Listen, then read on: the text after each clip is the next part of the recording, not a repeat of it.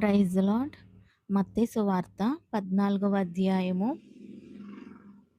15వ వచనం 15 నుంచి 21 వచనాల దాకా చదువుకుందామండి.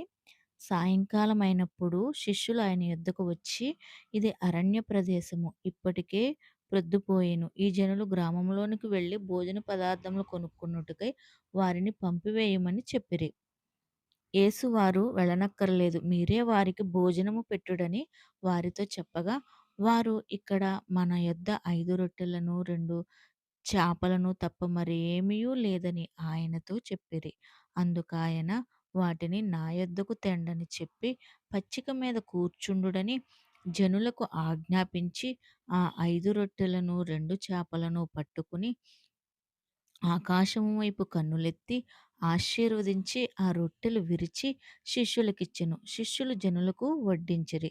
వారందరూ తిని తృప్తి పొందిన తరువాత మిగిలిన ముక్కలు 12 గంపల నిండా ఎత్తిరి.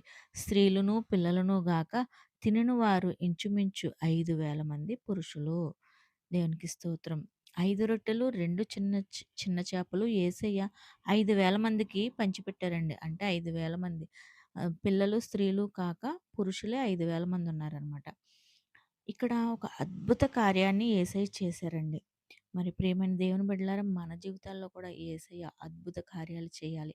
అప్పుల బాధల్లో ఉన్న మిమ్మల్ని యేసయ్య విడిపించాలి. అనారోగ్య సమస్యలతో ఉన్న మిమ్మల్ని యేసయ్య స్వస్థపరచాలి.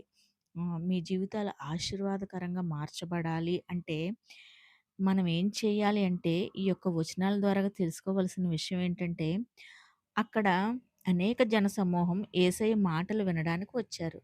వచ్చినప్పుడు అక్కడ వాళ్ళకి తినడానికి ఆహారం లేదు. యేసయ్య మాటలు వింటూ ఆకలితో అలాగే ఉండిపోయారు. అయితే అక్కడ ఉన్న సమస్యను శిష్యులు తీసుకెళ్ళి యేసయ్యకి చెప్పారు. మరి ఇక్కడ ఎంతోమందొచ్చారు. ఇది అరణ్య ప్రదేశం. ఇక్కడ కొనుక్కోవడానికి ఏమీ దొరకవు యేసయ్య, ఏం చేయాలి అన్నప్పుడు, వాళ్ళ దగ్గర తినడానికి ఏమైనా ఉంటే తీసుకురమ్మని యేసయ్య చెప్పినప్పుడు, మన దగ్గర 5 రొట్టెలు, 2 చిన్న చేపలు తప్ప ఏమీ లేదని యేసయ్యకు చెప్పారండి. ఈ మాటల ద్వారా మనం తెలుసుకోవాల్సిన విషయం ఏంటంటే, మీ సమస్యలు, మీ ఇబ్బందులు, మీ ఇరుకులు యేసయ్యతో మీరు చెప్పుకుంటే, యేసయ్యందు మీరు విశ్వాసం ఉంచితే, యేసయ్య 5 రొట్టెలు, 2 చిన్న చేపలు 5,000కు పంచిపెట్టిన 5,000 మందికి పంచిపెట్టిన రీతిగా మీ జీవితాలను కూడా గొప్ప స్థితిలో దేవుడు నిలబెడతాడు. అనారోగ్యంతో ఉన్న మిమ్మల్ని దేవుడు స్వస్థపరుస్తాడు. ఆర్థిక సమస్యలతో ఉన్న మిమ్మల్ని దేవుడు ఆ సమస్యల నుంచి విడిపిస్తాడు. కాబట్టి దేవునికి తెలియజేయండి. దేవుని యందు విశ్వాసం ఉంచండి. God bless you.